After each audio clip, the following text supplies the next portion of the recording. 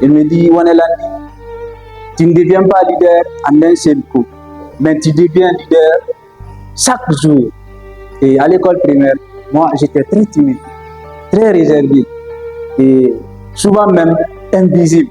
Parce qu'en classe, je ne parlais pas. J'étais toujours au fond et les professeurs même, c'était difficile qu'on m'identifie, qu'on me connaisse en classe.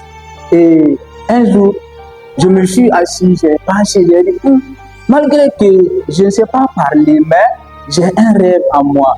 Et le rêve, ça fait grandir. Les leaders rêvons. Quand on rêve, on se transforme. Mais quand on ne rêve pas, on reste là où on est. Et ce rêve-là, un jour, je me suis approché à côté d'un grand. J'ai demandé le grand, j'ai dit, ah, grand, moi j'ai un rêve, j'aimerais devenir conférencier, j'aimerais influencer. Je m'attendais que le grand se moque de moi, ou bien il me décourage. Mais le grand, il m'a juste regardé et dit calmement, petit, c'est possible. Mais il faut juste t'inspirer. Et cette phrase a changé beaucoup de choses en moi. C'est pourquoi moi, à ce niveau, je donne un conseil. Les leaders, ayons des paroles impeccables.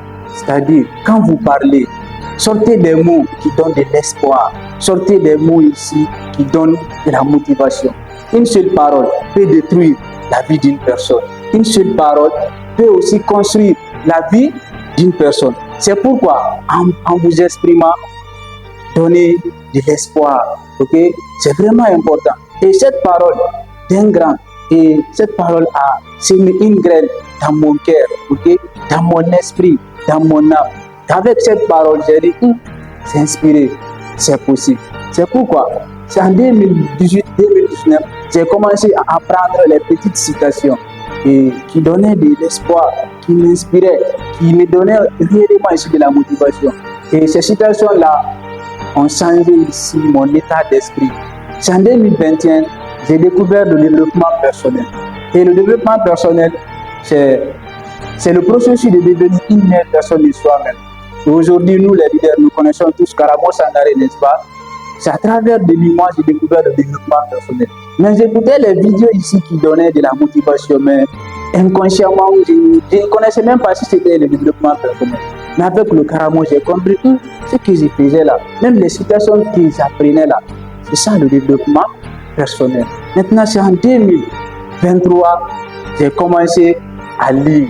J'ai lu un livre en entier. C'était le livre Père pauvre, Père riche. J'ai terminé le livre. C'était pas facile, mais j'ai gardé quand même le cap.